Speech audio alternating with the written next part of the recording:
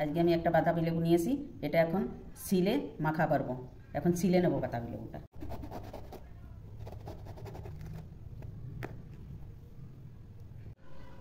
বাতাবি লেবুর উপরে সিলকা সিলা হয়ে গেছে, এবার করে বের করে নেব। হালকা চাকু দিয়ে কেটে নেব। ব্যাপারে দেখেন কি সুন্দর পেকে গেছে। এইভাবে সবগুলো বের করব। বাতাবি লেবু থেকে ছাড়ানো হয়ে গেছে, এখন মাখিয়ে নেব। মাখানোর জন্য নিয়েছি ধনিয়া পাতা কুচিয়ে নিয়েছি, লেবু পাতা নিয়েছি, দুটো কাঁচা লঙ্কা নিয়েছি, লবণ নিয়েছি। এখন এগুলো মাখিয়ে নেব।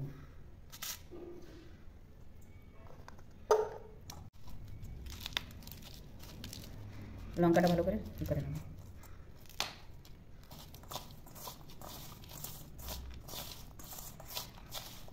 বাতাবি লেবু মাখানো হয়ে গেছে। আমার ভিডিওটা যদি ভালো লেগে থাকে লাইক করবেন, শেয়ার করবেন, সাবস্ক্রাইব করবেন। নমস্কার।